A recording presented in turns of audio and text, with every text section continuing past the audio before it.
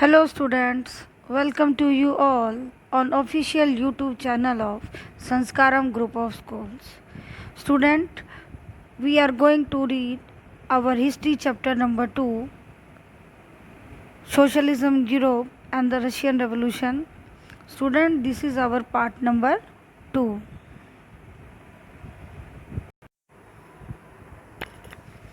Hello students, we have already discussed how the new political ideas emerged after the French Revolution in Europe. Liberal ideas, conservative ideas, and radical ideas. Different ideas people develop, and the workers and peasants rallied around them. Those who like which type of ideas, they become the follower of that particular party.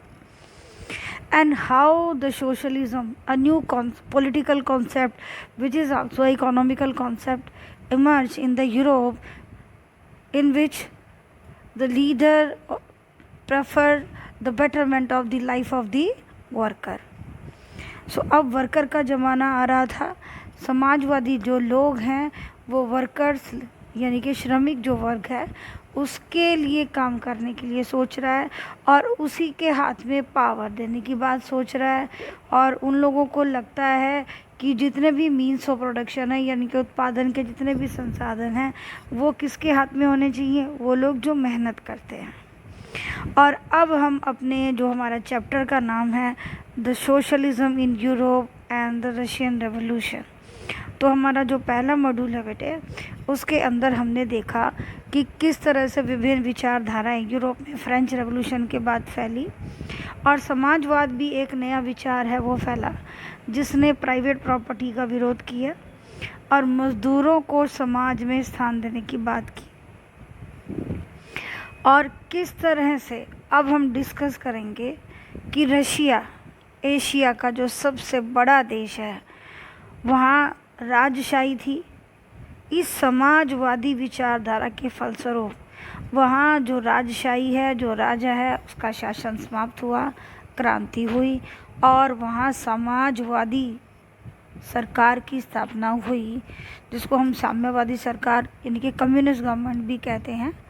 तो ये आगे पढ़ेंगे detail में, लेकिन उससे पहले मैं आपको बताना चाहूँगी कि जो मैंने आपकी जो क्लास स्टार्ट की है तो सबसे पहले ही मैंने आपको मैप रशिया का है वो दिखाया है जो इंटीग्रेटेड रशिया था 1991 में. अभी इसमें डिसइंटीग्रेशन हुआ, इसमें से 15 छोटे छोटे देश निकले, वो नहीं दिखा रही मैं आपको पहले का रशिया दिखा रही हूँ जिसमें आपको फिनलैंड है ना वो एक पार्ट नज़र आएगा. बट जिस वक्त ज़ार मीन आपको ऑलरेडी मैं क्लास में बता चुकी हूँ कि जिस तरह से हम अपने यहाँ हिंदी में सम्राट शब्द का प्रयोग करते हैं तो उसी तरह से एम्परर का जो पर्यायवाची है रशिया में उसको क्या कहा जाता है, ज़ार. और ज़ार की पत्नी ज़ारीना यानी कि सम्राट और सम्राज्ञी. किस तरह से उनकी जो राजशाही है उसकी समाप्ति हुई और रूस में क्रांति आई, सरकार बदली. लेकिन आपको पता ही है जैसे हमने पिछले फ्रेंच रेवोल्यूशन पढ़ा था कि क्या कारण रहे थे क्रांति के पीछे, तो कहीं ना कहीं जो सामाजिक स्ट्रक्चर है किसी भी देश का वो इन सब चीज़ों के लिए ज़िम्मेदार होता है. तो पहले हम क्या करेंगे, रशियन रेवोल्यूशन की जो इवेंट्स हैं उनको पढ़ने से पहले हम बैकग्राउंड में जाएंगे कि कितना विशाल देश था, क्या क्या वहाँ पर चल रहा था, समाज कैसा था. तो फ़िलहाल पहले हम रशियन बैकग्राउंड की बात करेंगे और इसीलिए पहले मैंने आपको मैप भी दिया है ताकि आप देखें कि कितना विशाल साम्राज्य था और कितने जिसके अंदर जो घटना घटित हुई, ये क्रांति हुई अक्टूबर 1917 की, जो एक चेन चली क्रांतियों की और राज बदला, तो ये अपने आप में एक बहुत बड़ी घटना थी. आप देखिए कि अगर ये समाजवादी विचारधारा इतनी अच्छी नहीं होती तो हमारी स्वतंत्रता के पश्चात पंडित जवाहरलाल नेहरू या हमारे संविधान के जो निर्माता हैं वो हमारे देश को एक मिश्रित जो अर्थव्यवस्था है ना वो डिक्लेयर नहीं करते हैं. हमारे यहाँ आपने देखा होगा कुछ डिपार्टमेंट हैं वो निजी हाथों में है, कुछ डिपार्टमेंट है वो पब्लिक के हाथों में, यानी कि सरकारी डिपार्टमेंट है। तो वो इसी समाजवादी विचारधारा का ही एक योगदान है कि जो समाज में जो गरीब तबका है, जहाँ उसके लिए जो बेसिक सुविधाएं हैं वो नो प्रॉफिट और नो लॉस के आधार पर उनको प्रोवाइड की जाए। तो ये सोशलिज़म का भी हमारे देश की अर्थव्यवस्था पर असर है। तो अपने आप में ये कितना बड़ा इवेंट रहा होगा। तो let us start this chapter बच्चे, द रशियन रेवोल्यूशन। तो आप सबसे पहले हम ये देखेंगे, यह हमारे tsar Nicholas II in the White Hall of the Winter Palace Saint Petersburg 1900, ये इनकी एक इमेज है, ये आप देखेंगे।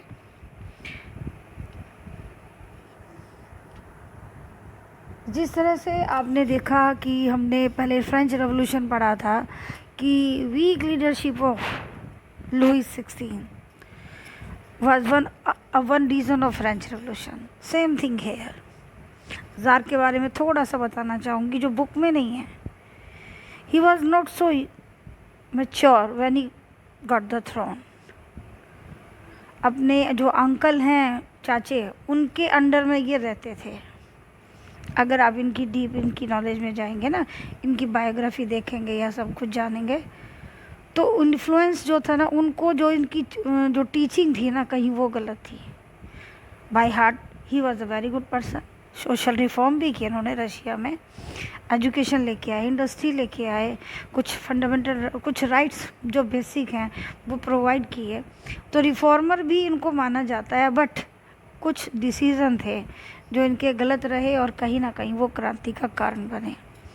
तो डीपली चलते हैं, अब अपने चैप्टर की स्टडी करते हैं। Come to the point.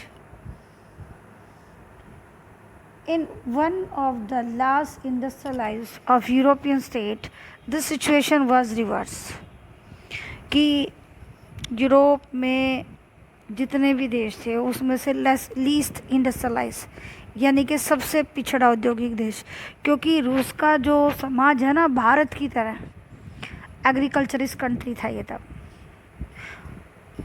Industry इतनी डेवलप नहीं थी यहाँ, तो सबसे पिछड़ा औद्योगिक देश था ये। जो सिचुएशन थी कि वो बदली, वहाँ पर क्या हुआ, socialist took over the government. क्योंकि हमने लास्ट पैराग्राफ में पढ़ा था कि 1914 तक डिफरेंट यूरोपियन जो कंट्रीज़ हैं उसमें सोशलिस्ट जो हैं उन्होंने पॉलिटिकल रिप्रेजेंटेटिव पोस्ट है ना, वो तो जीती, पार्लियामेंट में पहुंच गए वो वहाँ, लेकिन रूल कायम नहीं कर पाए थे। लेकिन ये यहाँ रशिया में उल्टा हो गया कि यहाँ सोशलिस्टों ने ही गवर्नमेंट को फ्रेम कर दिया, इसलिए ये इम्पॉर्टेंट है point. Socialist took over the government in Russia through the October revolution of 1917। समाजवादियों ने क्या किया, रूस के ये जो सत्ता है उस पर कब्जा कर लिया 1917 की क्रांति के पश्चात। The fall of monarchy in February 1917 and the event of October are normally called the Russian revolution. फरवरी 1917 में राजशाही का जो पतन हुआ, यानी कि डिक्लाइन हुआ, और अक्टूबर के अंदर जो घटनाएं घटित हुई उन्हीं को ही हम क्या कहते हैं, अक्टूबर की क्रांति, यानी कि अक्टूबर रेवोल्यूशन के नाम से जाना जाता है। How did this came about, ये सब कैसे हुआ। What were the social and political condition of Russia when the revolution occurred. बिल्कुल ये मेजर बात है कि जिस वक्त क्रांति हुई उस वक्त उस वहाँ के हालात कैसे थे, आर्थिक और सामाजिक, राजनीतिक। To answer this question let us took Russia a few years before the revolution. जैसे मैंने आपसे पहले ही बताया कि अगर क्रांति के बारे में जानना है तो उसके बैकग्राउंड में हमें पहले जाना होगा कि वहाँ के हालात क्या थे, जिन हालातों के ऊपर लोगों को ये सब करने के लिए विवश होना पड़ा। The Russian empire in 1914। हम 1914 में जाएंगे, just before first world war, क्योंकि आपको पता है फर्स्ट वर्ल्ड वॉर कब हुई थी, 1914 में। तो उसका एंड कब हुआ था, 1918। हुई क्यों थी आपको ये भी बताना पड़ेगा पहले ज़रा सब, क्योंकि बीच में आएगी तो फिर प्रॉब्लम करेगी। मैं पहले ही बता देती हूँ। फर्स्ट वर्ल्ड वॉर बेटे ऑस्ट्रिया के जो प्रिंस थे उनकी हत्या के पश्चात, जो कि एक सर्बियाई जो रेवोल्यूशनरी है उसने किया था।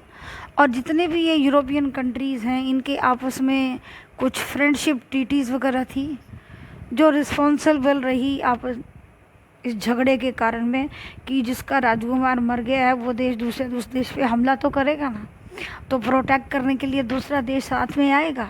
फिर जो उसका ऑस्ट्रिया का दोस्त जर्मनी है वो आएगा, इधर से जो सर्बिया के दोस्त हैं वो आएंगे उसको मदद करने, और ये सब जुट गए। इनको लगा कि ये मामला जल्दी ही निमट जाएगा, लेकिन ऐसा कुछ हुआ नहीं और ये युद्ध खिंच गया 4 सालों तक। अब डिफरेंट जो ये मेजर कंट्रीज़ लड़ रहे थे यूरोप के, ये सब वो कंट्री थे जिन्होंने कॉलोनीज एस्टेब्लिश कर रखी थी। तो इन्होंने क्या किया, डिफरेंट कॉन्टिनेंट्स में जो जहाँ इनकी कॉलोनीज थी वहाँ से सोल्जर्स को हायर किया और उनको यहाँ लड़ाई के लिए छोड़ दिया यूरोप के अंदर, वो भी कौन सा, हमारा ईस्टर्न यूरोप। तो होना क्या था, तो डिफरेंट कॉन्टिनेंट्स से सोल्जर यहाँ लड़ रहे हैं, इन्वॉल्वमेंट है, that's why this is called first world war. और एक बहुत बड़े पैमाने पर युद्ध लड़ा गया था, ये इसको ग्लोबल वॉर भी बोलते हैं, फर्स्ट ग्लोबल वॉर। तो ये डिटेल में हम आगे 10th में भी करेंगे और इससे जो नेक्स्ट चैप्टर है हिटलर वाला उसमें भी करेंगे। फिलहाल जानकारी के लिए इतना काफ़ी है। Now come to the point, the Russian empire in 1914। In 1914 tsar Nicholas II ruled Russia and its empire. जो ज़ार निकोलस II हैं उनका शासन था रूस पर, उसके पूरे साम्राज्य पर। ज़ार मैंने आपको बताया रशिया में सम्राट का पर्यायवाची शब्द है। Beside the territory around Moscow and the Russian Empire included current day Finland, Latvia, Lithuania, Estonia, part of Poland, Ukraine and Belarus।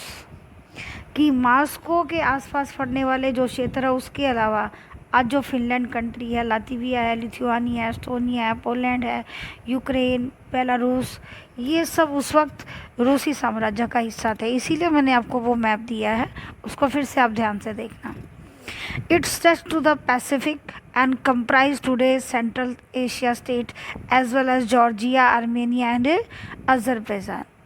यह साम्राज्य जो था प्रशांत महासागर तक फैला हुआ था और आज के जो हमारे मध्य एशियाई जो देश हैं, जॉर्जिया, आर्मेनिया और अजरबैजान, वो भी इसी एम्पायर का एक हिस्सा थे। अब हम रिलीजन की बात करेंगे कि किन किन धर्मों के लोग उस वक्त रशियन साम्राज्य में रहते थे। So underline it. The major religion was Russian Orthodox Christianity, which had grown out the Greek Orthodox Church, but the empire also included Catholic, Protestant, Muslim and Buddhist। रूस में ग्रीक ऑर्थोडॉक्स चर्च से जो निकलकर जो एक नई branch आई है Christianity की, रशियन ऑर्थोडॉक्स क्रिश्चियनिटी, उसको मानने वाले लोग मेजॉरिटी में रहते हैं। और इसके अलावा कैथोलिक, प्रोटेस्टेंट और मुस्लिम बौद्ध लोग भी यहाँ रहते हैं, आज भी रहते हैं, तब भी रहते थे। तो ये रशियन ऑर्थोडॉक्स क्रिश्चियनिटी क्या है, जो कि ग्रीक ऑर्थोडॉक्स चर्च से निकली है। यूनान की जो प्राचीन परंपरावादी चर्च की एक विचारधारा है, एक मत है, ये उसके बारे में बात कर रहे हैं। और उसी की एक सब ब्रांच है रशियन ऑर्थोडॉक्स क्रिश्चियनिटी, जो प्रोटेस्टेंट कैथोलिक जो हमारे क्रिश्चियन धर्म के दो अलग मत हैं, उनसे अलग ये तीसरा मत है। अब हम ये मैप देखेंगे, ये देखिए ज़रा, रशियन एम्पायर में ये जो सराउंडिंग कंट्री है, ये देखिए यूरोपियन 1914, क्योंकि ये 1914 की बात क्या हो रही है, फर्स्ट वर्ल्ड वॉर जो मैंने आपसे डिक्लेयर की थी ना, किन किन कंट्री के साथ में हो रही है। तो देखेंगे पीच कलर में है सेंट्रल पावर और उसके बाद है न्यूट्रल स्टेट। सेंट्रल पावर ये एक ग्रुप है जिस युद्ध का एक पोर्शन में एक साथ था। उसके बाद आता है अलाइड पावर्स, ग्रीन कलर में आपको नज़र आएंगी, न्यूट्रल स्टेट जो स्थिर थे, जिन्होंने युद्ध में हिस्सा नहीं लिया। और फिर पर्पल कलर में वो हैं जो न्यूट्रल थे, जो बाद में सेंट्रल पावर के साथ आए, और न्यूट्रल स्टेट जो बाद में आपकी अलाइड पावर्स के साथ आए। तो देखिए ऑस्ट्रिया, जर्मनी, ये क्या है, इनको धुरी शक्तियाँ, केंद्रीय शक्तियाँ बोलते हैं, फर्स्ट वर्ल्ड वॉर के लिए जिम्मेदार थे। और फिर इनके सामने युद्ध में कौन कौन आया, Britain, France, Belgium, Russian empire, Serbia. Clear, Montenegro, क्योंकि सर्बिया ने ही तो युद्ध, सर्बिया को बचाने के लिए फ्रांस आया था, और इधर से फिर जर्मनी बीच में घुसा, और इधर से बॉर्डर क्रॉस के लिए रशिया आया, ब्रिटेन भी साथ में आया। और ये जो 1917 में जब ये रशिया कहीं हारने लगा, तो फिर जब ये लोग कमज़ोर पड़ गए, तो अमेरिका भी ने भी बीच में जंप लगाई। इतने इतने सारे कॉन्टिनेंट इसमें शामिल हुए। तो इसकी डिटेल हम बाद में करेंगे, अभी हम चैप्टर की रीडिंग करते हैं। चलिए बच्चे, अब देखते हैं इकोनॉमी एंड द सोसाइटी कि उस वक्त जो रूसी अर्थव्यवस्था थी वो किस प्रकार की थी। At the beginning of the 20th century the vast majority of Russia people were agriculturist. जैसा कि मैंने पहले ही बताया था कि 20वीं सदी की शुरुआत में रूस की आबादी का एक बहुत बड़ा हिस्सा खेतीबाड़ी से जुड़ा था। About 85% of the Russian Empire population earn their living from agriculture. 85% लोग खेती से अपना परिवार चलाते थे। This proportion was higher than in the most European countries. आपको पता है यूरोपियन कंट्रीज़ के अंदर इंडस्ट्रीज और सर्विस सेक्टर बहुत ज़्यादा, एग्रीकल्चर कम है, लेकिन रशिया इसके उलट है। For instance in France and Germany the proportion was between 40% and 50%. In the empire, cultivators produced for the market as well as for their own needs, and Russia was a major exporter of grain. उस समय जो रूसी साम्राज्य के किसान थे वो अपनी ज़रूरतों के साथ साथ बाज़ार के लिए भी पैदावार करते थे, और रूस है अनाज का एक सबसे बड़ा एक्सपोर्टर था। आप ये देखेंगे unemployed peasant in pre war Saint Petersburg, बेरोजगार किसान, देखिए किस तरह से कंजस्टेड लोग हैं, ये किस तरह से खा रहे हैं एक चैरिटेबल किचन में, लंगर टाइप जिसको हम कह सकते हैं, सी देयर क्लोथ्स, और उनकी किस तरह से गरीबी लोगों के टपकती है। तो बहुत ज़्यादा रिच कंट्री नहीं था। Industries were found in pockets, उद्योग बहुत कम थे, पर्टिकुलर कहीं लिमिटेड एरिया में कहीं कहीं थे, इसीलिए पॉकेट शब्द का यूज़ किया, देश में हर जगह नहीं थे। Prominent industrial areas were sent Petersburg and Moscow, यानी कि कैपिटल दो, ये सेंट पीटर्सबर्ग और मॉस्को दो मेजर जो शहर थे वहीं पर उद्योग धंधे थे। Craftsman undertook much of the production but large factories existed alongside craft workshops. ज़्यादातर उत्पादन कारीगरी करते थे, लेकिन कारीगरों की वर्कशॉप के साथ साथ बड़े बड़े जो हमारे फैक्ट्रीज़ हैं वो भी मौजूद थी वहाँ पर। ऐसा नहीं है कि फैक्ट्री, बड़े कारखाने नहीं थे। Many factories were set up in 1819 when Russia's railway network extended and foreign investment in industries increased.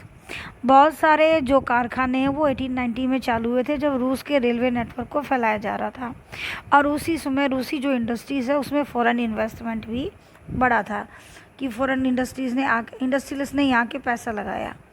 Coal production double and iron steel output quadruple by 1900. In some areas, factory workers and craftsmen were almost equal in numbers.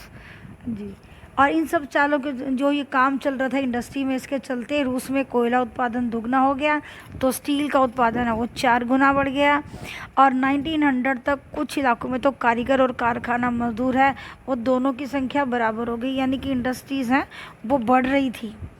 Most industries were private property of industrialist.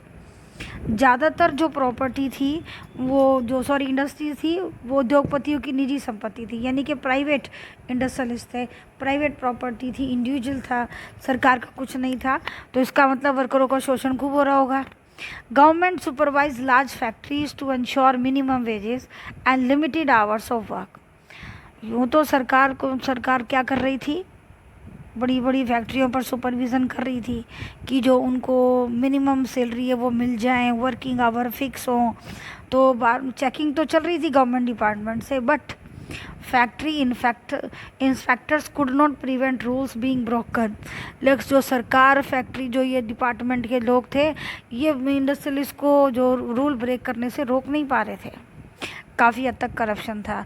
अगर आप Leo Tolstoy और एंटन Chekhov की stories पढ़ेंगे तो उसमें आपको clear नज़र आएगा कि करप्शन एक मेजर हिस्सा था वहाँ की सोसाइटी का। इन craft units and small workshop the working day was sometime 15 hours compared with 10 to 12 hours in factories. Accommodation varied from rooms to dormitories. काम करने जितने भी यूनिट्स थी इंडस्ट्रीज की और वर्कशॉप्स की, इसमें जो काम करने की ड्यूरेशन है वो 15-15 घंटे तक हो जाती थी।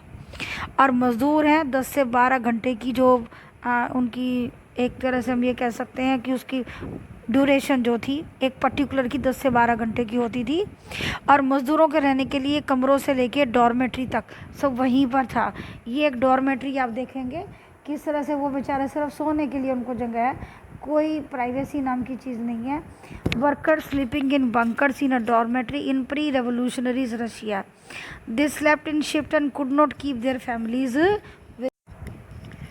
वर्कर्स वर अ डिवाइडेड सोशल ग्रुप, ज़्यादातर जो मजदूर थे ना वो सामाजिक स्तर पर बटे हुए थे। कैसे? Some had strong link with their villages from which they came, कुछ के तो अपने जो मेन गांव था ना जिससे वो आते थे उनके साथ स्ट्रॉन्ग रिलेशन थे, वो वहाँ जाते रहते थे। Other had settle in cities permanently, और कुछ तो स्थायी रूप से शहरों में ही बस गए थे। Workers were divided by skill, उनकी जो योग्यता थी ना काम करने की, जो उनके अंदर एफिशिएंसी थी उसके अकॉर्डिंग, कुशलता के अकॉर्डिंग वो लोग डिवाइडेड थे। अब metal workers of Saint Petersburg record, metal worker considered themselves aristocrats among other workers. क्या कहते हैं कि सेंट पीटर्सबर्ग के एक धातु मजदूर ने कहा था कि धातु कर्मी मजदूरों को में खुद को साफ मानते हैं, यानी कि जो मेटल वर्क करते हैं वो अपने आप को ज़्यादा बढ़िया या हायर लेवल का मजदूर समझते थे। Their occupation demanded more training and skill, क्योंकि जो वो काम करते थे उसमें ज़्यादा ट्रेनिंग और कुशलता की ज़रूरत रहती थी, और जो नॉर्मल मजदूर है छोटी मोटी फैक्ट्री में करता है काम वो उससे अपने आप को बेटर समझते थे। Women made up 31% of the factory labour force by 1914, और 1914 में फैक्ट्री मजदूरों में औरतों की संख्या 31% तक थी। But they were paid less than the man, सभी दुनिया में यही होता था भैया, तब भी यहाँ भी इधर ही होगा कि औरतों को कम सैलरी मिलती थी मैन से। Between half and the 3/4 of the man wage, एक पुरुष के मुकाबले मतलब कि उन्हें या तो 1/2 या 3/4 तक प्लस मिलता था। Divisions among workers showed themself in dress and manner too, उनकी जो ड्रेस और जो उनके पहनावे हैं उसमें भी चेंज होता था। Some workers form association to help member in time of unemployment or financial hardship, but such associations were few, कि वहाँ पर कुछ मजदूर यूनियन भी थी, तो यानी कि सोशलिज्म फैल रहा था तो इतना तो नहीं था, लेकिन हाँ वर्कर यूनियन फ्रेम होने लगी। और वर्कर यूनियन का काम क्या था कि जो उनके मेंबर हैं, कोई इमरजेंसी आ जाती है, उन्हें ज़रूरत है किसी चीज़ की, तो जो उनका फंड है उससे मज़दूरों की मदद की जा सके। Despite divisions, workers did unite to strike work when they disagreed with the employers about dismissal or working condition। तो क्या होता था, वर्किंग यूनियन बन गई ना तो क्या होगा कि जब भी किसी को नौकरी से निकाल दिया जाता था या उन्हें मालिक से कोई शिकायत होती थी तो सारे मजदूर एक साथ होकर क्या करते थे, स्ट्राइक कर देते थे। स्ट्राइक का मतलब काम बंद कर दो। These strikes took place frequently in the textile industry during 1896 to 97 and metal industry during 1902। तो बीच बीच में हम देखते हैं कि 96 से 97 में टेक्सटाइल इंडस्ट्री में और 1902 में मेटल इंडस्ट्री में जो काफ़ी सारी स्ट्राइक्स हुई, कोई ना कोई रीज़न रहा होगा। इन द कंट्री साइड यानी कि देहाती जो एरिया था, peasants cultivated most of the land, ज़्यादातर ज़मीन पर किसान खेती करते थे। बट द नोबेलिटी जो सामंत हैं, जो दरबारी लोग हैं, द क्राउन जो राजा है यानी कि tsar, and the orthodox church mean जो आपकी क्लर्जी है, ऑन लार्ज प्रॉपर्टीज़, इनके पास मतलब कि चर्च के पास भी काफ़ी प्रॉपर्टी होती थी। Like workers peasants too were divided, किसान भी जो है ना मज़दूरों की तरफ बटे हुए थे। मतलब उनका क्या सिस्टम था वही देखते हैं। दे वर आल्सो डीपली रिलीजियस, बहुत धार्मिक होते थे यहाँ के लोग, आज भी हैं रशियन जो लोग हैं। But except in a few cases they had no respect for the nobility, जैसे हमने फ्रेंच रेवोल्यूशन के टाइम में देखा था कि जो peoples were respect their nobles और उनके लिए वो बेगार तक करते थे, फ्री बॉन्ड लेबर करते थे। इधर नहीं था, यहाँ के जो किसान हैं यूरोप के बाकी किसानों से बिल्कुल अलग थे। वो अपने जो ये इनका शोषण करते थे ना, दरबारी लोग, सामंत लोग, तो ये उनका रिस्पेक्ट नहीं करते थे। देखते हैं, noble got their power and position through their service to the tsar, not through local popularity. कि जो नोबल्स थे उनको जो सत्ता मिलती थी, जो शक्ति मिलती थी, जो उनका पद मिलता था, वो जार की चमचागिरी से करने से मिलता था। कोई वो रिप्रेजेंटेटिव तो थे नहीं कि कोई वोट डालिए, चलो जी आपको पोजीशन मिल चुकी है, तो पब्लिक से किस बात का डर है। तो उन्होंने उनका काम तो करना नहीं है, उनसे रिस्पेक्ट करना नहीं है। This was unlike France where during the French revolution in Brittany peasant respected nobles and fought for them. In Russia peasant wanted the land for nobles to be given to them. Russia के जो किसान हैं वो ये चाहते थे कि जो ये ज़मीन जो है ना नोबल्स के पास, ये हम किसानों में बांट दी जाए। तो इन 1902 this sometime frequently they refused to pay rent and even murdered landlords। वो क्या है, तकरीबन तो वो अपना टैक्स ही पे नहीं करते थे, और अगर लैंडलॉर्ड ने कर दिया ना भाई उनके ऊपर कुछ प्रेशर आई तो लैंडलॉर्ड को ही अटैक कर देते थे, मार देते थे। इन 1902 this occurred on a large scale south Russia. South Russia में 1902 में ऐसी बहुत सारे इवेंट्स हुए जहां ज़मींदारों के ऊपर अटैक किए गए। And in 1905 such incident took place all over Russia. और 1905 में तो पूरे रूस में ही ऐसी घटनाएं घटी कि जो किसान लोग हैं उन्होंने ज़मींदारों पर हमला बोल दिया। Russian peasants were different from the other European peasants in another way. एक और तरीके से ये बाकी यूरोप के किसानों से अलग थे। तो इसका मतलब हमारा यहाँ एक मेजर क्वेश्चन आ गया, what was the difference between European peasants and Russian peasants. 3 marks का अक्सर आता है, you have to learn it. Underline these lines. They pooled their land together periodically and their commune me divided it according to the need of individual families। ये किसान समय समय पर अपनी सारी ज़मीन को अपने कम्यून को दे देते थे। कम्यून का मतलब होता है अपने गांव की पंचायत, एक तरह से कम्युनिटी जो हो गई कि पूरे सारे गांव के, जैसे आप बोल रहे हो कोई खेत, किसी के पास 2 एकड़ ज़मीन है, किसी के पास 10 एकड़ ज़मीन है। गांव में सबके पास अलग अलग ज़मीन होती है, किसी के पास नहीं होती है, हमारे यहाँ तो। लेकिन वहाँ क्या थे, जितनी भी जिसके पास ज़मीन है, पर्टिकुलर टाइम पे जब भी कम्यून चाहेगा सब लोग क्या करेंगे, अपनी ज़मीन को कम्यून को दे देंगे। फिर कम्यून क्या करेगा, कम्यून का मतलब मैंने आपको बताया पंचायत, या जो अपने गांव की मेन कम्युनिटी की बात हो रही है, पंचायत ही लगा सकते हैं आपको इस तरह से। फिर क्या हुआ, कम्यून क्या करता था कि प्रत्येक परिवार की ज़रूरत के हिसाब से किसानों को फिर से ज़मीन बांट देता था। बहुत बढ़िया भाई, कि अगर किसी के बच्चे शहर में चले गए, उसके घर में 5 आदमी से 2 हो गए हैं, और किसी के घर में किसी बच्चे गांव में ही रहते हैं, ज़्यादा बच्चे पैदा हो गए, उसके घर में 5 ही बजाय 12 लोग हो गए हैं, तब उसे पेट ज़्यादा बढ़ गए लोग, तो उन लोगों को ज़्यादा खाना चाहिए, तो उनको ज़्यादा ज़मीन की ज़रूरत है। तो आपकी नंबर ऑफ़ फैमिली के अकॉर्डिंग आपको लैंड रीडिस्ट्रीब्यूट हो जाएगी। तो इसका मतलब कहीं ना कहीं जो कोऑपरेटिव जो एसोसिएशन की जो सोच है ना, वो रशिया की सोसाइटी में ऑलरेडी मौजूद थी। अब हम बात करते हैं सोर्स ए की, जो ये अलेक्जेंडर शेलेपकिनोव है, एक सोशलिस्ट वर्कर होते थे उस समय के। इन्होंने एक डिस्क्रिप्शन दिया है कि जो ये स्ट्राइक जो होती थी ना वर्कर्स की, वो किस तरह से चलती थी उसके बारे में। ये देखिए, propaganda was done in the plants and shops on individual basis. एक एक कारखाने की दुकान में जा के जो प्रचार होता था। There were also discussion circles, यानी कि बातचीत के भी चक्र चलाए जाते थे ट्रेनिंग के मजदूरों की। Legal meetings took place on matters concerning official issues. और क्या होता था कि जो भी टॉपिक्स पर उनको काम करना होता था, उससे मज़दूरों की कानून बैठक भी बुलाई जाती थी, इनके लॉ से रिलेटेड उनको जानकारी भी दी जाती थी। But this activity was skilfully integrated in the general struggle for the liberation of the working class. लेकिन जितना भी ये चल रहा था ना, एक तरह से इसको इस तरह से कहा जाता था कि हम मजदूर वर्ग की मुक्ति के इसको कर रहे हैं, और बड़े स्किलफुली इस काम को अंजाम दे दिया जाता था, पता भी नहीं चलता था। Illegal meetings were arrange on the spur of the movement, और जो गैर कानूनी जो बैठक है वो तो ज़रूरत के टाइम पर एकदम से ऑर्गेनाइज कर लेते थे। कैसे? In the evening break, during lunch, in front of exit, in the yard or in the establishment several floor on the stairs, सीढ़ियों पे, फाटक के बाहर, किसी मंजिल पर, कहीं भी लंच करते करते, चाय पीते पीते एकदम से फौरी मीटिंग हो जाती थी। और when most alert workers would form a plug in the doorway, और फिर क्या करते, जो सबसे ज़्यादा जागरूक मजदूर होते हैं ना, वो दरवाजे के पास प्लग का काम करते थे। जैसे प्लग ऑन किया, बिजली चालू हो जाती है, तो जैसे ही पुलिस वुलिस आएगी, मालिक वाले कहेंगे, वो एक इशारा करेगा और मीटिंग डिस्पर्स हो जाएगी।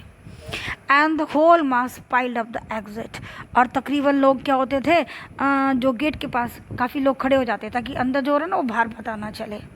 And agitator will get up right there on the spot, फिर क्या होता, बीच में एक आंदोलनकारी खड़ा हो जाता, भाषण देता।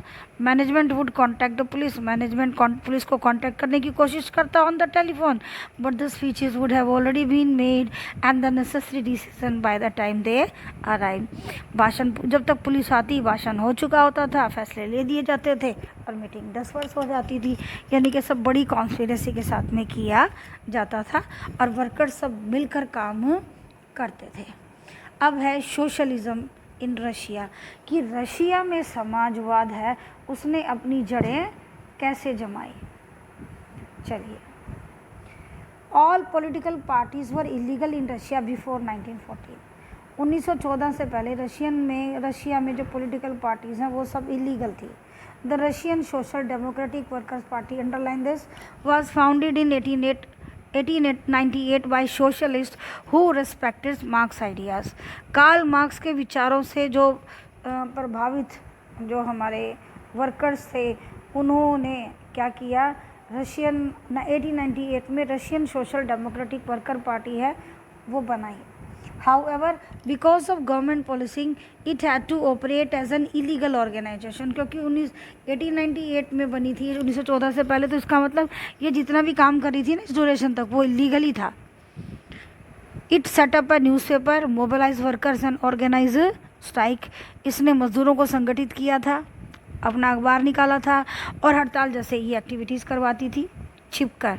Some Russian socialists felt that Russian peasant custom of dividing land periodically made them natural socialist। वो जो मैंने आपको अभी ऊपर वाली बात की थी कि कुछ रूसी समाजवादियों को लगता था कि रूसी किसान जिस तरह से अपनी पूरी ज़मीन दे देते हैं कम्यून को और फिर इसे रीडिस्ट्रीब्यूट करते हैं, तो ये तो एक कोऑपरेटिव सिस्टम है। अर्थात ऑलरेडी यानी कि रशिया के लोग हैं वो सोशलिस्ट थिंकिंग के हैं, समाजवादी सोच के हैं। So peasant not worker would be main force of the revolution. उनको लगता था कि रूस में मजदूर नहीं, किसान ही क्रांति के मुख्य शक्ति बनेंगे, कि किसानों को से इंस्पायर करना पड़ेगा, किसानों से इसको लेके जाना पड़ेगा। And Russia could be socialist more quickly than other countries, और रशिया दूसरे देशों से पहले क्या बन जाएगा, समाजवादी देश बन जाएगा। Socialists were active in countryside through the late 19th century। और जो सोशलिस्ट लोग हैं वो 19th सेंचुरी के आखिर तक आते आते उन्होंने क्या किया, ग्रामीण इलाकों में अपने आप को एक्टिव कर लिया। The party struggle for peasant rights and demanded the land belonging to nobles be transfer to peasants. तो यहाँ उन्होंने क्या किया कि जो नोबल्स के पास, सामंतों के पास जो ज़मीन है उसको किसानों को दे दिया जाए। और इन्होंने यहाँ पर क्या बना लिया, सोशलिस्ट रेवोल्यूशनरी पार्टी, समाजवादी क्रांतिकारी पार्टी 1900 में बना दी। यानी कि ये भी लीगल थी अकॉर्डिंग टू द 1940 लॉ। फिर क्या हुआ, social Democrats disagreed with socialist revolutionaries about peasant. जो किसानों के जो ये मैटर थे, इस पे जो समाजवादी, सामाजिक जो लोकतंत्रवादी जो आइडियोलॉजी के लोग थे वो इन क्रांतिकारियों से सहमत नहीं थे। Lenin felt that peasant were not one united group. Lenin का मानना था कि किसानों में एकजुटता नहीं है, they are divided, some were poor and other were rich, कुछ गरीब हैं कुछ अमीर हैं, some worked as labour while other were capitalist who employed workers, क्योंकि ज़मींदार भी तो मजदूर हायर करते हैं ना। Given these differentiation within them they could not all B part of a socialist movement, और आपसी में जो इनके मतभेद हैं इसलिए ये किसी समाजवादी आंदोलन का हिस्सा नहीं बन सकते। लेनिन को मतलब कि लेनिन है वो वर्कर्स के हाथ में, मतलब उनको आगे करके चलने के पक्ष में नहीं था। तो लेनिन कौन है, मैं आपको चैप्टर से पहले ही बता दूँ कि व्लादिमीर जो लेनिन है वो आपकी रशियन सोशलिस्ट डेमोक्रेटिक पार्टी के एक मेजर लीडर होते थे और रशिया के हेड भी रहे हैं जब देश में क्रांति हुई 1917 के बाद। क्लियर। और उनकी विचारधारा को लेनिन वाद भी कहा जाता है, लेनिनिज्म, जो कि जैसे जैसे चैप्टर आता चलता चलेगा तो उनकी थ्योरीज हमें पता चलती जाएंगी। आज की अब आगे पढ़ते हैं। The party was divided over the strategy of organisation. ये हम किसकी बात कर रहे हैं, मैं आपको फ्लो चार्ट में क्लियर समझा चुकी हूँ कि 1903 में जो हमारी ये जो रशियन जो सोशलिस्ट पार्टी थी इसमें एक डिवीज़न हुआ विचारधारा के अनुसार। व्लादिमीर लेनिन जो थे उनका मानना था, जैसे अभी बात हुई कि पीजेंट्स के, वो नहीं चाहते थे कि पीजेंट के हाथ में पावर दी जाए, उनके साथ रेवोल्यूशन की जाए। उनका मानना ये था कि एजुकेटेड वेल्दी जो लोग हैं ना, उनको रखो पार्टी में डिसिप्लिन होना चाहिए। लिमिटेड लोग, सब मतलब अनपढ़ गरीब सबके लिए पार्टी के दरवाजे मत खोलो। तो उनके साथ जो लोग विचारधारा में शामिल हुए उनको बोल्शेविक ग्रुप कहा गया। बोल्शेविक रशिया में का हिंदी ट्रांसलेशन आएगा बोल्शेविक वर्ड का, बोलेविस्तो यानी कि बहुसंख्यक।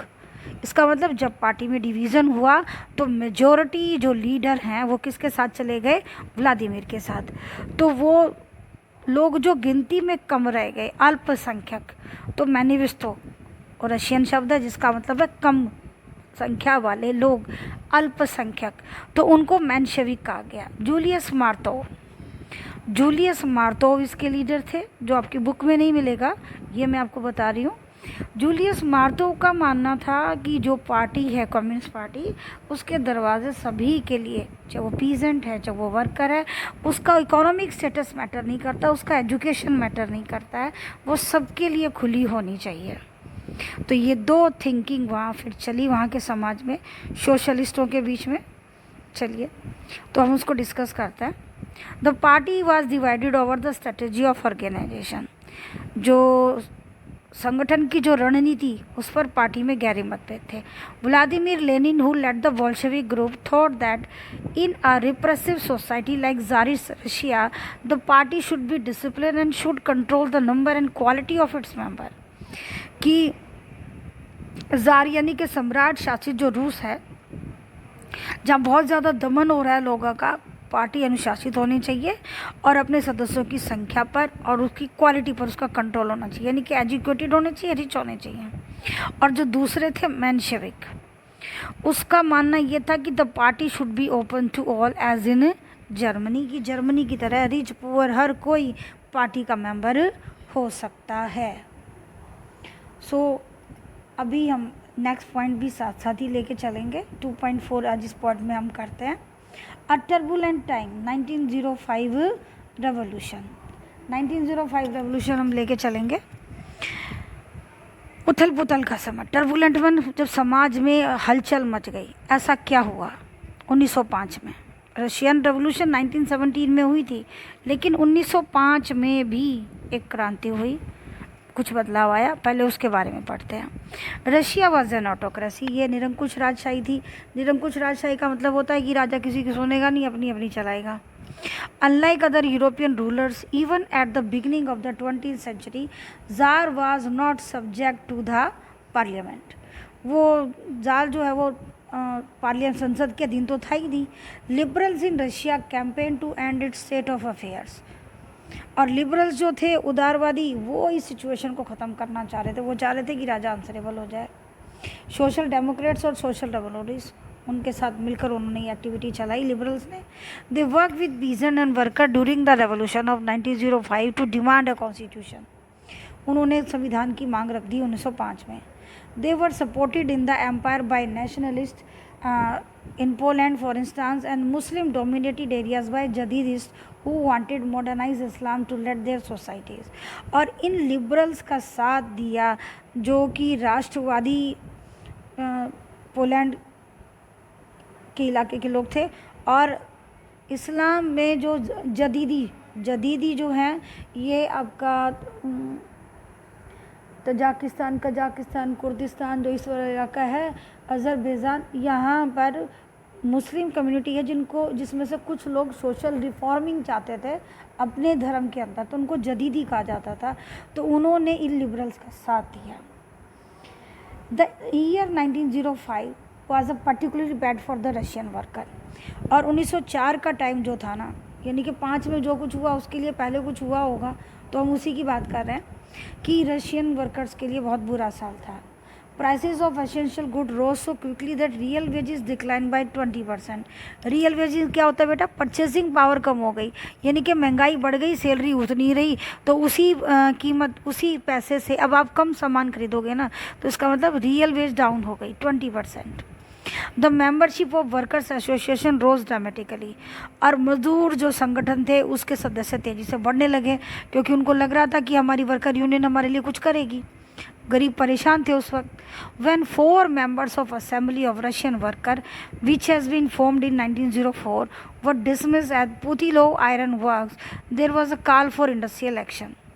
क्या हुआ कि जो एक रशियन वर्कर्स की जो असेंबली 1904 में गठित की गई थी, 4 उसके मेंबर हैं, उनको नौकरी से हटा दिया पुतिलोव आयरन वर्क्स में।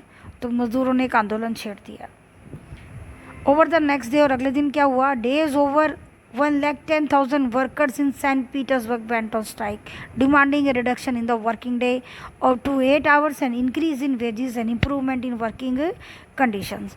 कि उन्होंने क्या हड़ताल की? 1,10,000 मजदूरों ने सेंट पीटर्सबर्ग में कि हमारी 10 से 12 घंटे काम कर रहे थे, सैलरी कुछ मिल नहीं रही थी, तो वर्किंग आवर्स रिड्यूस करो, 8 आवर्स करो, वेजेस बढ़ाइए, वर्किंग कंडीशन इम्प्रूव करो, यानी कि साफ़ सुथरा हवादारी आपका फैक्ट्री का एरिया हो, मजदूरों के लिए चाय पानी का इंतज़ाम हो, रेस्ट करने का इंतज़ाम हो, ये सारी चीज़ें। When the procession of worker led by father Gapon, father एक पादरी थे गैपॉन, उनकी लीडरशिप में जब ये एक जुलूस जा रहा था वर्कर्स का, reach the Winter Palace, tsar के पैलेस के सामने पहुँचे सर्दियों के, तो क्या हुआ? It was attack by the police and Cossacks. अब underline the word Cossack. Cossack क्या होता है? जार के गार्ड्स, वो भी घुड़सवार। पर्टिकुलर कॉसेक वर्ड सिर्फ राज जो जार है उसके घुड़सवारों के लिए ये शब्द यूज़ होता है और कहीं यूज़ नहीं होता, ये कैवलरी यूज़ होता है। जार की जो घुड़सवार सेना थी, जो उसके महल की गार्ड थे, उनको कॉसेक कहा जाता था। उन्होंने अटैक कर दिया। Over 100 were kills and 300 warn, 100 के करीब मजदूर मारे गए, 300 के करीब घायल हो गए। This incident known as Bloody Sunday, इस दिन को ब्लडी संडे के नाम से जाना गया रशिया की हिस्ट्री में। Started a series of event that become known as 1905 revolution, और इसी दिन से वो घटनाएं शुरू हो गई जिनको हम 1905 की क्रांति कहते हैं। अब एक बात ये आपको बताना चाहूँगी कि being as a NTSC student आप लोग परेशान हो जाएंगे, क्योंकि हम 10th क्लास में फिर से पढ़ेंगे ब्लडी संडे इंग्लैंड का 1887, 13 नवंबर को हुआ था ये, जिसमें अनएम्प्लॉयड मज़दूर जो थे वो मार्च कर रहे थे और पुलिस पे अरेस्ट वगैरह हुआ था। 400 के करीब अरेस्ट हुए थे, 75 के करीब घायल हुए थे। तो ये भी एक ब्लडी संडे हमें 10th में मिलेगा। ये रशिया का ब्लडी संडे है, क्लियर याद रहेगा। और एक नॉर्थ आयरलैंड में ब्लडी संडे पर्टिकुलर 30 जनवरी 1972, जो बोल रही हूँ सुनकर इसको नोट कर लेना एनटीएससी की नोटबुक में, जहाँ पर सोल्जर्स ने 28 अनआर्मेड सिविलियंस को मार गिराया था, जो कि एक प्रोटेस्ट में जा रहे थे। तो यूँ तो अगर आप गूगल पे सर्च करेंगे तो आपको कई ब्लडी संडे मिलेंगे, लेकिन हमारी 10th की बुक में आपको ये इंग्लैंड वाला जो है वो भी मिलेगा। तो उसके बारे में हम जब 10th क्लास में आएंगे तो फिर से डिस्कस करेंगे, लेकिन अभी ये रशिया का ब्लडी संडे आप इवेंट याद रखिएगा। Strike took place all over the country and universities close down when students bodies stage workouts complaining about the lack of civil liberties. क्या हुआ, हड़तालें होने लगी पूरे देश में, यूनिवर्सिटी बंद हो गई, बच्चे बाहर आ गए, और जो सामाजिक स्वतंत्रता की बात थी, यानी कि फंडामेंटल राइट्स की बात हो रही थी, वो डिमांड उन्होंने करनी शुरू कर दी। Lawyers, doctors, engineers and other middle class workers established the union of unions and demanded a constituent assembly। अब क्या हुआ, वकील, डॉक्टर, इंजीनियर, मध्य वर्ग के जितने भी कामगार लोग थे या जितने भी लोग थे, सब उन्होंने क्या किया कि यूनियन ऑफ यूनियन की एस्टेब्लिशमेंट कर दी, सभी यूनियनों की एक यूनियन बना दी और कॉन्स्टिट्यूएंट असेंबली की बात कर दी कि भैया आप क्या करेंगे, हमें कॉन्स्टिट्यूशन चाहिए, राजा को उससे कंट्रोल करो। तो ये आपकी दो टर्म है, जदीदी और रियल वेज। जदीदी मैंने आपको बता ही दिया था, Muslim reformers within the Russian empire, और real wages reflect the quantity of goods with the wages will actually buy, यानी कि परचेजिंग कैपेसिटी डाउन हो जाती है। तो जो रियल परचेजिंग पावर है उस वक्त की, that is called real veg, कि आप पर्टिकुलर अमाउंट में कितना खरीद सकते हैं। अब आ जाता है First world War and the Russian Empire. First world War 1914 में हुई थी, आपको बता ही दिया था। तो दो ग्रुप के बीच में ये हुई थी, जर्मनी, ऑस्ट्रिया, टर्की एक तरफ थे, फ्रांस, ब्रिटेन और रशिया एक तरफ थे।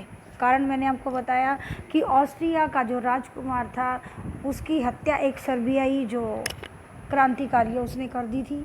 अब चूँकि आपका राजकुमार जा चुका है, फ्यूचर किंग आपके पास नहीं है, बदला आपको लेना है, सर्बिया पे अटैक करना है, तो सर्बिया की मदद के लिए कौन आएगा, रशिया आएगा।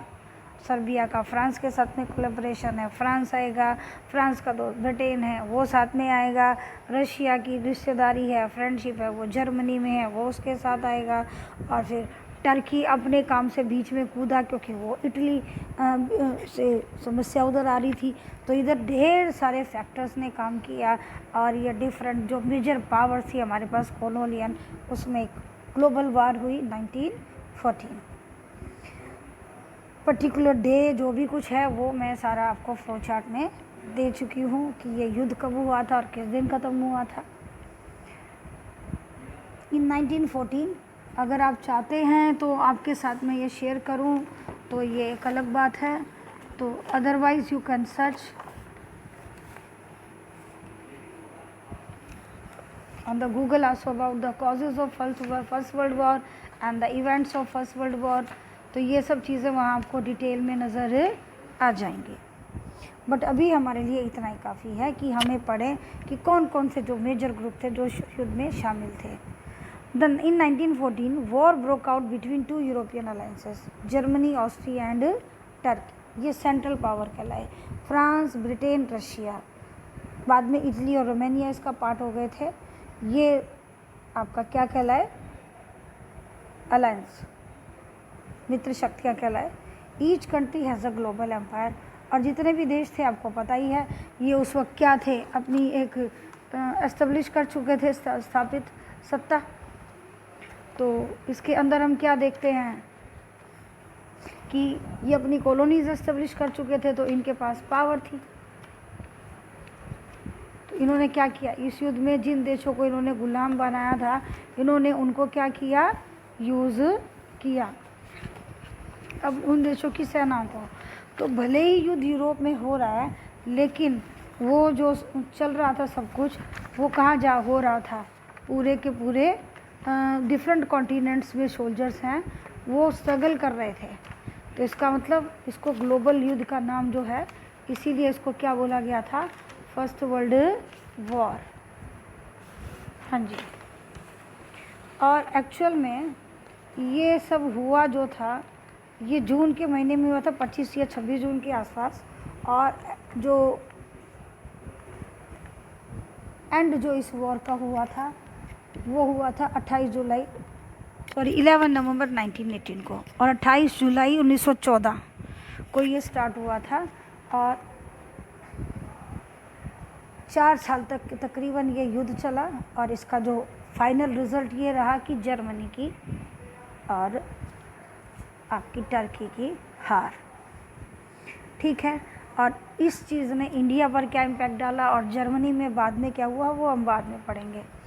And the war was fought outside Europe as well as in Europe. ये जो युद्ध चल रहा था ना वो यूरोप के अंदर भी चल रहा था और बाहर भी। This was the First world War. इसको क्या कहा गया? प्रथम विश्व युद्ध कहा गया।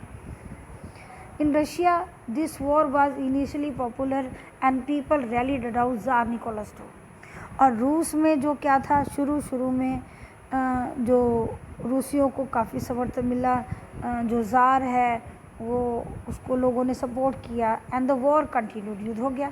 The tsar refuse to consult the main parties of the Duma support war thin. अब ज़ार ने युद्ध में पंगा तो ले लिया, लेकिन उस वक्त जो ड्यूमा थी यानी कि वहाँ की पार्लियामेंट थी, उधर से डिस्कशन उसने कुछ चीज़ों में करना छोड़ दिया, तो अब जनता उससे दूर हो गई। यहीं से समस्या शुरू हो गई। Anti German sentiments run high as can be seen in the renaming of Saint Petersburg German name as Petrograd. अब 1914 में विश्व युद्ध छिड़ गया है, जर्मनी आपका शत्रु है, उससे हार रहे हैं, और पंगा क्या हो गया कि आपकी महारानी ज़ारीना एक जर्मन राजकुमारी है। तो ज़ार और ज़ारीना जो कि रासपुतिन, जो कि उनके बच्चा, बताया था मैंने आपको कि उनका जो राजकुमार था अलेक्साई, वो हेमोफीलिया से प्रॉब्लम से में था, जादू टोना करके रासपुतिन एक सेंट था जो उसने उसको ठीक किया। तो ज़ारीना और ज़ार उसके काफ़ी क्लोज आ गए थे। तो जब युद्ध पे चला गया फ्रंट पे, तो पीछे से ज़ारीना रूल कर रही है, तो उसका गाइडेंस कौन कर रहा है? रासपुतिन कर रहा है। तो जो वहाँ के ड्यूमा के लोग थे उनको ये समझ में नहीं आ रहा था कि पर्टिकुलर एक के इन्फ्लुएंस में कैसे चल रहा है सब, और ऊपर से ज़ारीना एक क्या थी? जर्मन थी। तो लोगों के सेंटिमेंट उनके अगेंस्ट हो गए। और क्या हुआ? सेंट पीटर्सबर्ग जो कि एक जर्मन नेम था उसका नाम बदला गया, रशियन किया गया, पेट्रोग्राद वो नाम रखा गया।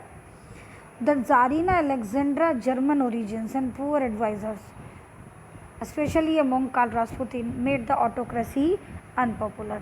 और उसने राजशाही को बिल्कुल अलोकप्रिय बना दिया पूरे रशिया के अंदर, क्योंकि ड्यूमा को लग रहा था कि हमको तो कोई पूछ ही नहीं रहा, मैडम जी सारे डिसीजन खुद ले रही हैं, और राजा वो फ्रंट पर था। The First world war on the eastern front differ from the western front. अब रशिया में क्या हो रहा था और रूस के अंदर जो ये फर्स्ट वर्ल्ड वॉर चल रहा था ना, तो इसके अंदर दो अलग अलग मोर्चे छिड़ हुए थे और लड़ाई के दो अलग अलग बिल्कुल डिफरेंट तरीके। वो क्या रहा था देखेंगे कि जो ईस्ट फ्रंट था और जो वेस्ट फ्रंट था, way of fighting was differ. West में क्या था? In the west armies fought from trenches stretch along eastern France. पूर्वी फ्रांस के साथ जो सीमा पर खाइयों में युद्ध लड़ रहे थे वो। और ईस्ट में क्या था? आर्मीज moved a good deal and fort battles living large casualties. और यहाँ पर सेना ने काफ़ी बड़ा फासला तय कर लिया था, वो आगे बढ़ चुके थे और बहुत सारे सैनिक हैं, वो युद्ध बहुत डीपली चल रहा था तो मारे भी जा चुके थे। और यहाँ पर क्या हुआ? Defeat were shocking and demoralising. रूसी सेना हार रही थी, उनका मनोबल टूट रहा था। Russia's army loss badly in Germany and Austria between 1914 and 1916। Germany Austria side से रशिया हार रहा था और 1914 से 16 के बीच में। There were over 7 million casualty by 1917 कि 7 लाख के करीब उसकी कैजुअलिटी, 70 लाख जो कैजुअलिटी है वो हो चुकी थी 17 तक। एज दे रिट्रीटेड, और रशियन आर्मी जब वापस पीछे हटने लगी तो होगा क्या? पहले तो ये काफ़ी आगे बढ़ गए थे उस एरिया में, फिर एकदम से इनकी हार शुरू होगी तो ये पीछे लौटेंगे तो क्या करेंगे? They have to destroy the crops and buildings to prevent the enemy from being able to live off land. कि कहीं जो दुश्मन सेना है वो उन खेतों का और अनाज का फ़ायदा ना उठाए, रोज भी चीज़ें तो उनको नष्ट करते हुए आ रहे थे। The destruction of crops and building led to over 3 million refugees in Russia. अब जिनके गाँव का सर्वनाश हो रहा है वो लोग रशिया में आ रहे हैं रिफ्यूजी के तौर पे। तो the situation discredited the government and the tsar. इससे क्या हुआ? जो ज़ार और सरकार दोनों ही का रिस्पेक्ट लोगों के मन में घट गया। Soldiers did not wish to fight such a war, और सिपाही तंग आ चुके थे, अब वो युद्ध में पार्ट लेना ही नहीं चाहते थे। ये देखिए आपको ये रशियन सोल्जर्स नज़र आएंगे, इनके चेहरे पर कहीं से भी आपको नज़र आ रहा है कि ये इंडियन सोल्जर की तरह शान से खड़े हैं अकड़ के स्माइल के साथ में, नहीं, ऐसे लगा जैसे पीट पीट के सबको बिठाया हुआ है कि होपलेस, हार रहे थे, ऐसे लगता जैसे थक हार के बैठ गए। The war also had a severe impact on industry, और इस युद्ध ने क्या किया, इंडस्ट्री पर भी काफ़ी बुरा असर डाला। रशियाज ऑन इंडस्ट्री जो थी वैसे ही बहुत नंबर में कम थी, a few in number, and country was cut off from the suppliers in industrial wood by the German control of the Baltic Sea, और बाल्टिक सी में जर्मन कंट्रोल का एरिया था तो उधर से कुछ सप्लाई नहीं आ रही थी इंडस्ट्रियल, तो industrial equipment disintegrating more rapidly in Russia than elsewhere in Europe. तो हुआ क्या, अब रूस के जो औद्योगिक उपकरण है तेजी से बेकार होने लगे क्योंकि काम ही नहीं था भैया। By 1916 railway line began to break down, railway line टूटने लगी। Able bodied man were called up to the war, जो लोग शक्तिशाली थे उनको युद्ध में जाना पड़ रहा था। As a result there was labour shortage and small workshop producing essential were shut down, ज़रूरत की चीज़ें जो छोटी मोटी फैक्ट्रियाँ प्रोड्यूस करती थी वो बंद हो गई क्योंकि लेबर नहीं थे। Large supplies of grain were sent to feed the army, क्या हुआ, ज़्यादातर अनाज था वो भी सोल्जर्स के लिए जाने लग गया तो इधर अनाज कम हो गया। For the people in the cities bread and flour became scarce, उससे क्या हुआ, गेहूँ वगैरह की शॉर्टेज हो गई। By the winter of 1916 riots at bread shops पर कॉमन, और फिर क्या हुआ, जो वही फ्रांस की तरह से जहाँ बेकरी है, जहाँ पे बन ब्रेड वगैरह मिलता है, वहाँ पर दंगे शुरू हो गया, भूखे मरते तो क्रांति होगी ही होगी। और यानी कि फर्स्ट वर्ल्ड वॉर में रशिया जिस तरह से हार रहा था, ज़ार का जो रोल था, ज़ारीना का जो रोल था, वो लोगों को गुस्सा बढ़ाने के लिए काफ़ी था, और एक बैकग्राउंड तैयार हो गया 1917 की रेवोल्यूशन का, कि 1905 में तो राजा को लिमिट तो कर ही रखा था, लेकिन यहाँ लिमिट हट गई। तो student, this is the end of our part number 2 of this chapter. और बच्चे, यदि आपको मेरा एक्सप्लेनेशन इस चैप्टर का अच्छा लगा है तो प्लीज़ लाइक माय वीडियोस।